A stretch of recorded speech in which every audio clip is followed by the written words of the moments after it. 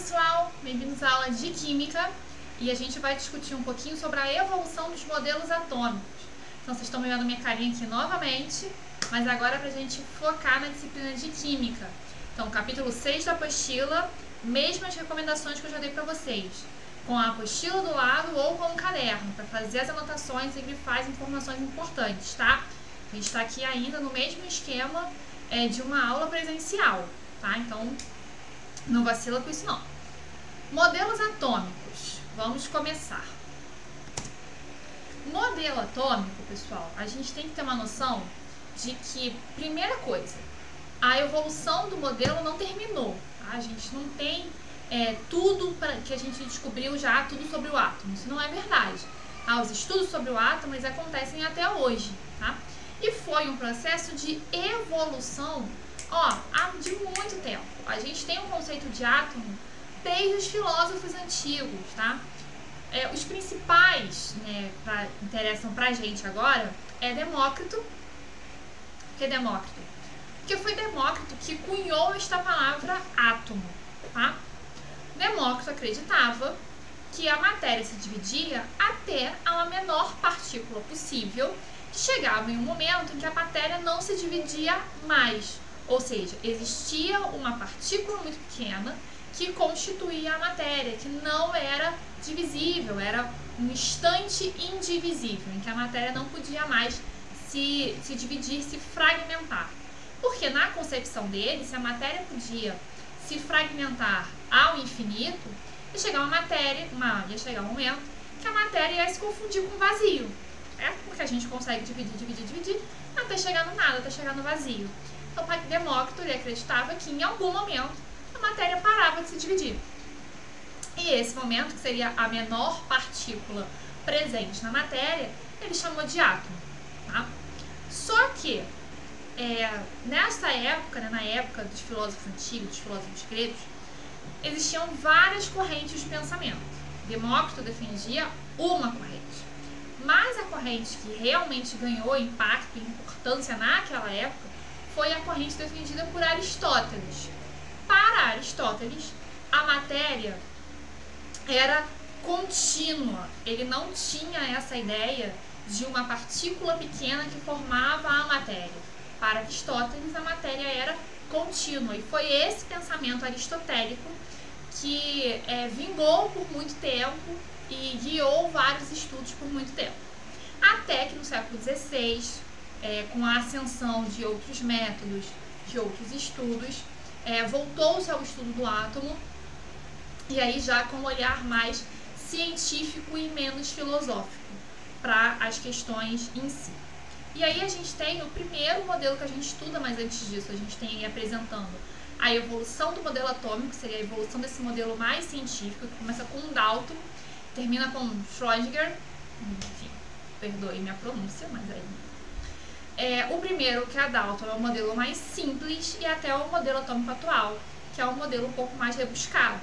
Isso é um desenhozinho até ali, no quadro, explicando os principais modelos, desenhando aí os principais modelos que a gente vai trabalhar hoje.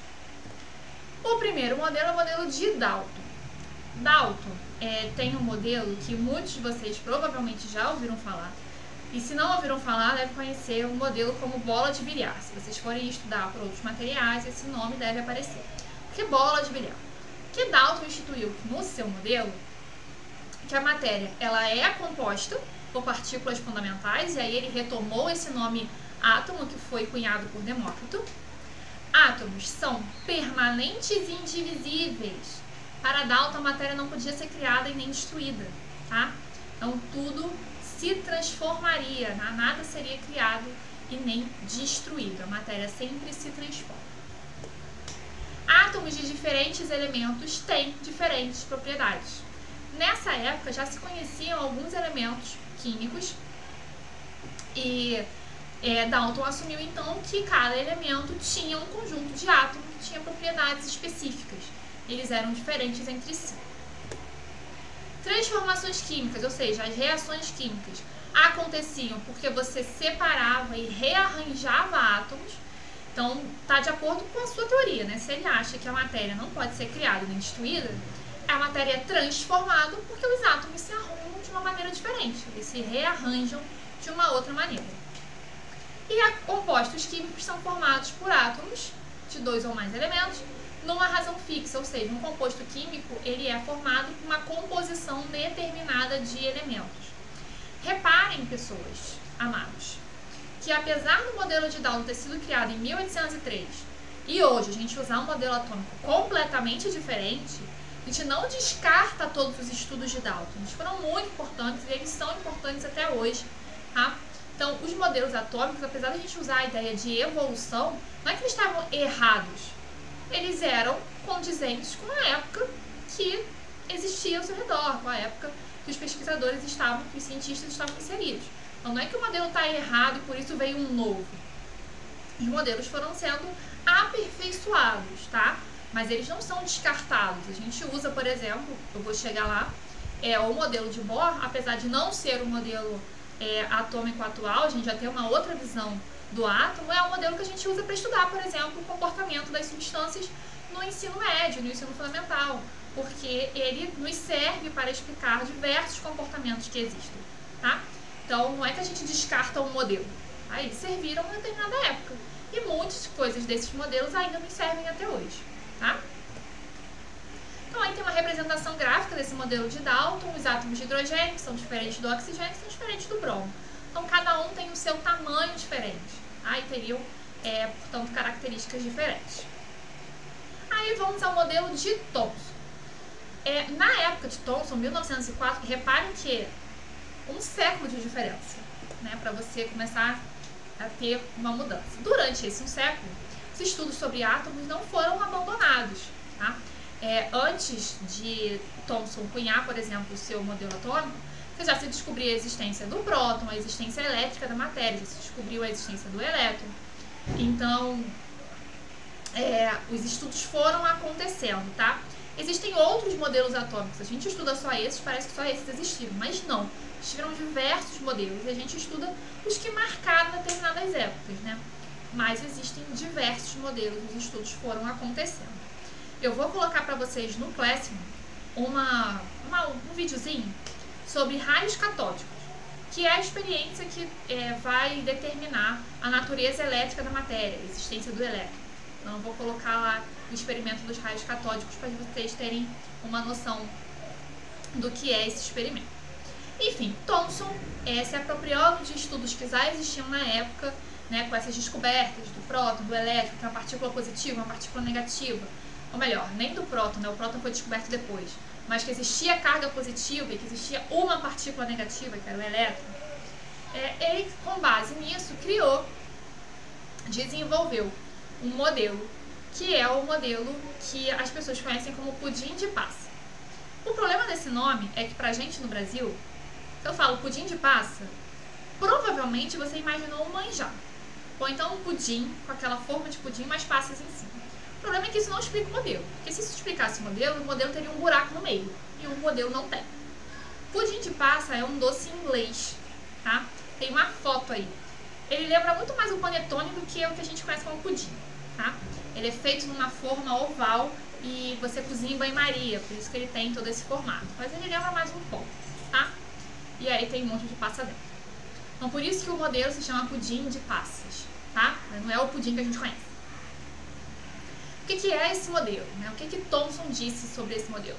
Já que a matéria tem uma partícula negativa, já que a matéria possui carga negativa, ele vai propor, então, que o átomo é constituído de uma massa positiva incrustada de cargas negativas, que seriam os elétrons, tá? Então, para Thomson, o átomo ele tem uma massa positiva, tá? Ele é esférico, então ele tem aquela esfera, aquela massa positiva, e ele é incrustado de pequenas partículas que são os elétrons. Qual foi a principal diferença de um modelo para o outro? Então, se você tem a existência da carga, né, da existência elétrica da matéria, você tem uma carga negativa e uma carga positiva, os átomos continuam esféricos, né, e eles continuam maciços, sem espaço vazio dentro deles, tá? Mas a principal diferença é a existência da carga, tá bom? O átomo de Dalton não tem carga nenhuma, O átomo de Thomson já tem as cargas positivas e os elétrons. O átomo de Thomson já entra com a ideia de elétron, tá?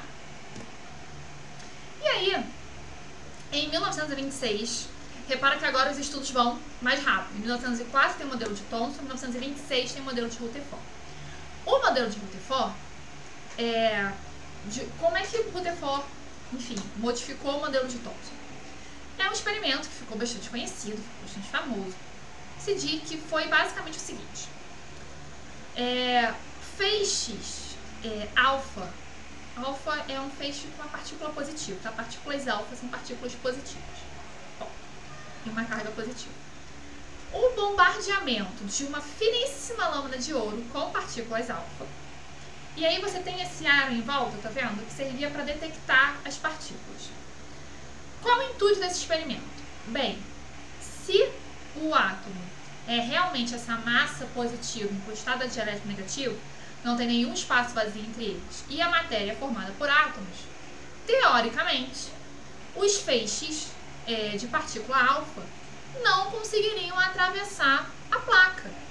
Todos eles seriam ricocheteados, porque não tem espaço para passar, positivo com positivo se repele, todos os raios seriam repelidos.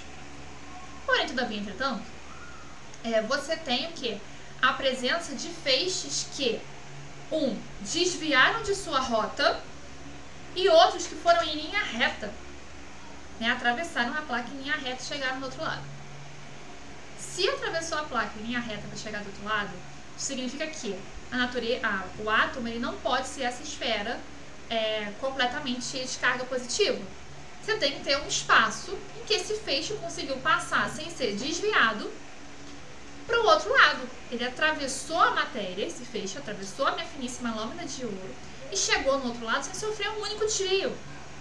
Então, o Rutherford propôs que o átomo tinha espaços vazios entre o núcleo e o lugar onde ficam os elétrons, que foi chamado de eletrosfera. Então, o Rutherford propôs o quê? A existência de uma concentração de cargas positivas, ou seja, ainda tem carga positiva e negativa, mas ao invés das cargas positivas estarem por toda a massa do átomo, existe uma concentração de carga positiva no centro, que é o núcleo, ou seja, o núcleo concentra a carga positiva. Segundo já o Rutherford, o núcleo era pequeno em relação ao átomo. Por que ele chegou a esta conclusão que o núcleo era pequeno? Porque poucos foram os feixes que se chocaram com a placa e voltaram. Esses feixes que bateram e voltaram foram justamente os feixes que se chocaram com o núcleo, que eles foram completamente repelidos, né?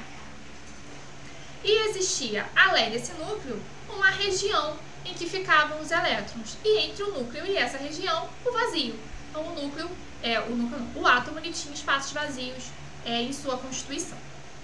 Então, você tem, em Rutherford, a existência do núcleo atômico e na minha eletrosfera. O desenho que a gente reconhece como átomo, ele é baseado no modelo de Rutherford e é o modelo de Bohr, que é o modelo que a gente vai falar um pouco mais à frente. Não foi Rutherford que desenhou esse modelo. Quando ele propôs o modelo, ele não fez um desenho, tá? Isso é um esquema que posteriormente, com os estudos, se fez para se entender melhor o modelo de átomo. Então, na verdade, quando a gente pensa em química, geralmente a gente pensa esse modelo atômico, mas ele é meio que uma adaptação entre o modelo de Rutherford e de Bohr, tá? Mas eu botei para ilustrar o de Rutherford, porque tem um outro que serve melhor, o de Bohr, para a gente entender, tá? Então, Rutherford, a gente tem núcleo e a eletrosfera. O núcleo concentra as cargas positivas, a eletrosfera tem os elétrons, que são as cargas negativas. O modelo de Rutherford tem um problema central. Qual o problema de Rutherford? O modelo de Rutherford. Segundo esse modelo, os elétrons girariam, em volta do núcleo e em algum momento esse elétron se chocaria com o núcleo. Por que ele se chocaria com o núcleo? Porque, segundo as leis da física, conforme ele vai dando uma volta ao redor do núcleo, ele vai perdendo energia. Vai perdendo energia e as voltas vão ficando cada vez mais próximas ao núcleo, em espiral, até o momento que se choca com o núcleo.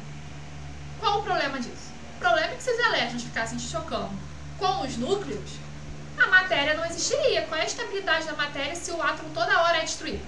Né? A todo momento o átomo é destruído. É um problema fundamental.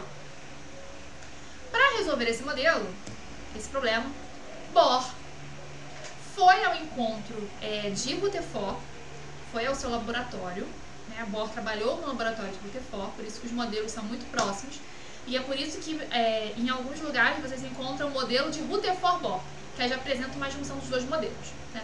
O que Bohr contribuiu? Bohr contribuiu pelo seguinte: os elétrons, né, eles se movimentam sim ao redor do núcleo, porém entre camadas de energia, tá? Camadas de energia determinada. Então, os elétrons eles só se movimentam dentro de suas camadas que possuem uma energia determinada. Aí tem até uma definição bonitinha que é: o elétron em um átomo pode ter somente certas quantidades específicas de energia, e a energia que um elétron em um átomo é quantizada. Quantizada é que tem uma quantidade determinada. Então, a energia do elétron tem uma quantidade determinada, é uma energia quantizada. O átomo tem um conjunto de energias quantizadas, né? Porque cada camada, cada elétron tem uma energia determinada, então o átomo tem um conjunto dessas energias, que ele chamou de níveis de energia, tá? Então, as camadas, na verdade, para Bohr, ele chamou de níveis de energia. Se eu tenho um conjunto de elétrons em uma determinada camada, eu tenho um nível de energia naquela camada. E aí eu tenho uma quantidade determinada de camadas no meu átomo. No caso, são as 7 camadas que eu encontro no meu átomo. Esses modelos que estão ali, hidrogênio, hélio, neônio, mercúrio, pelo seguinte: eles representam espectros descontínuos. Cada linha dessa, né, cada cor que você tem, é em uma determinada faixa de energia. Como é que Bohr conseguiu determinar que existem diferentes níveis de energia? Porque existem diferentes emissões, tá? Que você consegue detectar através desses espectros. Então, só para a gente entender que isso não veio do nada, né? Ele sentou e um dia bolou isso.